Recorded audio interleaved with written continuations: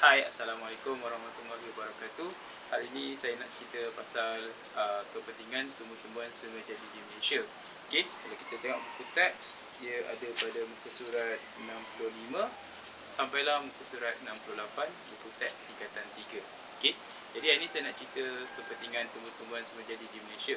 Kalau kita lihat kepada tumbuh-tumbuhan semajadi di Malaysia, maksudnya dia tumbuh dengan sendiri, bukan yang ditanam lah. Macam pokok kelapa kat belakang ni ditanam, pokok pisang ditanam. Itu bukan tumbuh-tumbuhan semula jadi. Kita cerita pasal semula jadi, maksudnya dia tumbuh sendiri. Okey. Contoh macam rumput, macam pokok kangkung yang banyak kan. Pokok yang ada dalam sungai dan sebagainya, ini adalah tumbuh-tumbuhan semula jadi. Jadi, tumbuh-tumbuhan semula jadi di Malaysia, kita ada 5 jenis tumbuh-tumbuhan semula jadi di Malaysia. Jadi yang itu kita dah belajar pada PDP yang lepas. Jadi ini kita nak cerita pasal kepentingan tumbuh-tumbuhan semua jadi di Malaysia. Jadi kepentingan tumbuh-tumbuhan semua jadi di Malaysia ni ada 5 Yang mana 5 ni, yang pertama sekali adalah sebagai kawasan tadahan hujan. Kawasan tadahan hujan menyebabkan, maksudnya bila hujan turun, pokok-pokok yang ada dekat hutan, terutamanya di hutan hujan tropika dan kawasan kaki bukit, dia akan berupaya untuk menahan air hujan. Jadi hujan yang turun tidaklah begitu laju. Bila hujan yang turun itu tidak begitu laju, okey.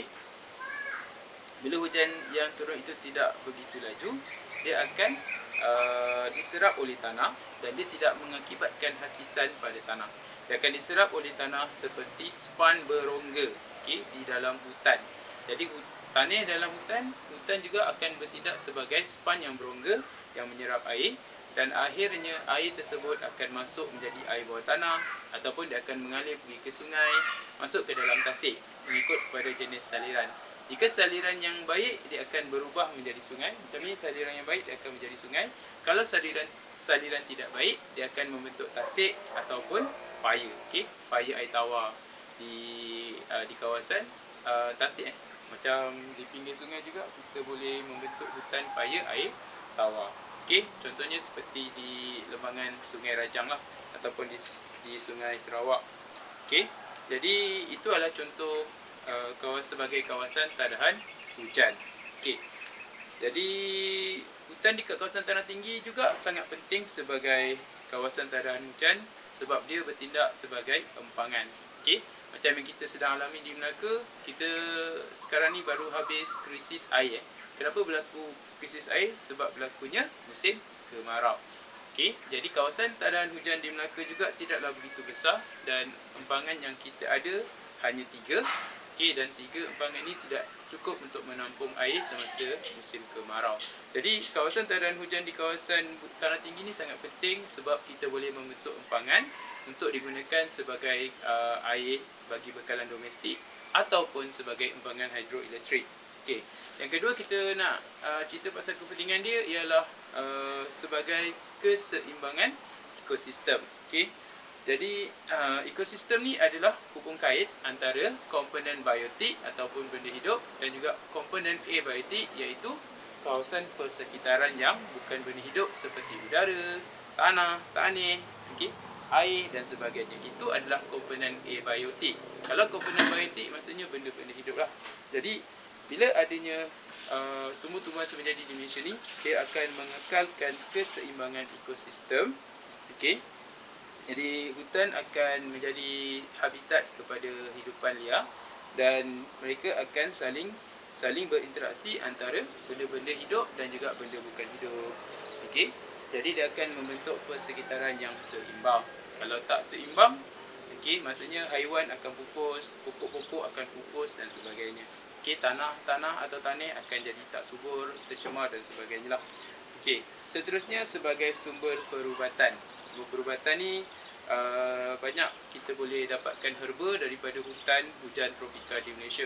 Sebab hutan hujan tropika di Malaysia ni adalah sebagai sebuah hutan yang tertua di dunia seperti dipaham, dan juga ada 1001 herba yang mana dia bertindak, kita boleh jadikan dia sebagai sumber perubatan. Contohnya macam quinine. Okey, bukan buah quinine. Quinine adalah sejenis tumbuh-tumbuhan herba yang kita gunakan untuk merawat demam malaria. Okey. Jadi ada banyak jenis, ada banyak spesies-spesies pokok ataupun tumbuh-tumbuhan herba yang kita gunakan dalam teknologi perubatan atau pharmaceutical. Okey. Contoh macam tongkat ali, kita ambil akar dia.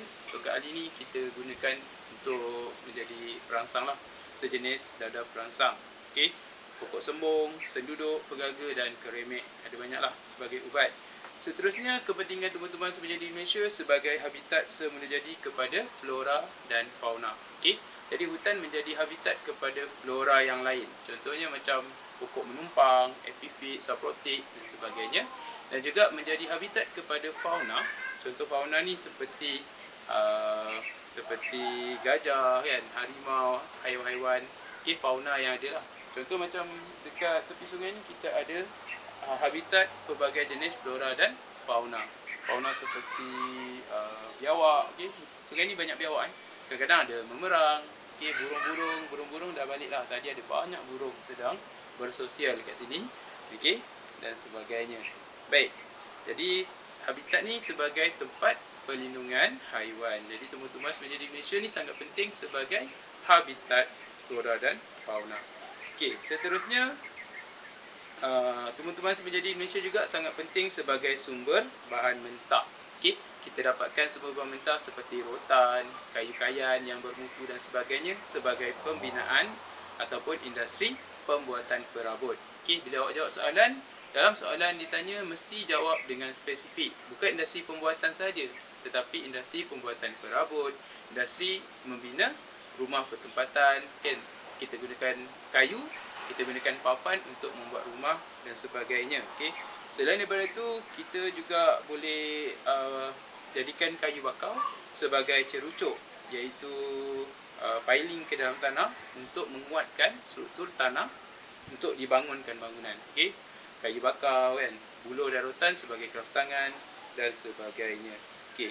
Jadi kayu-kayu balak dekat Malaysia yang sangat bermutu juga kita ekspor ke luar negara. Jadi dia menjadi sumber pendapatan kepada negara kita Malaysia. Jadi itu saja 5 kepentingan hutan tumbuh-tumbuhan semenjadi di Malaysia. Okay. Yang pertama tadi sebagai kawasan tadaan hujan, keseimbangan ekosistem, sumber perubatan, habitat dan sumber bahan mentah. Okay. Saja, terima kasih. Jumpa lagi dalam video seterusnya. Assalamualaikum dan selamat sejahtera.